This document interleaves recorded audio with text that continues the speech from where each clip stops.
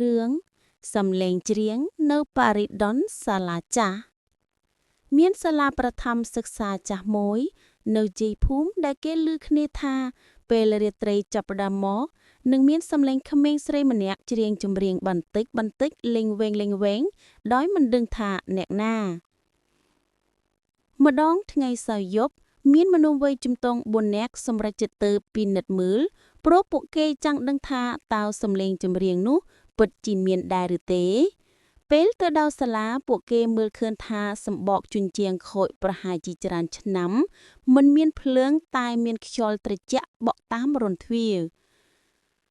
ពួកគេចូលទៅក្នុងបន្ទប់ទី3ដែលតែងតែឮសំឡេងច្រៀងនៅពេលកំពុងភ្លឺភ្លីផ្លែតដោយពន្លឺទូរស័ព្ទសំឡេងច្រៀងស្រាប់តែចាប់ផ្ដើមឡើងទៀបឡាឡាសូមជួយខ្ញុំសំឡេងនោះធ្វើឲ្យសាច់ក្រករបស់ពួកកែរន្ធត់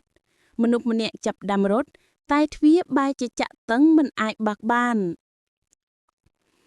នៅលើតុចាស់មួយមានសៀវភៅបណ្ដុំរឿងដែលខូចចាស់ហើយលើទំព័រមួយមានរូបក្មេងស្រីស្លៀកអាវសិស្សដែលសរសេរថាខ្ញុំស្លាប់នៅបន្ទប់នេះកុំទុកខ្ញុំឯងឡើយភ្លាមនោះសំឡេងច្រៀងផ្ដួលទិសមកពីក្បែរខ្នងពួកគេមើលជាមិនទាន់រួចឃើញរាងក្មេងស្រីស្រមោលមួយឈរមើលហើយភ្នែកគាត់ខ្មៅដូចជាត្រឡុកចូលក្នុងភ្លើងអ្វីមួយនាងនិយាយថាអ្នកចង់នៅជាមួយខ្ញុំទេ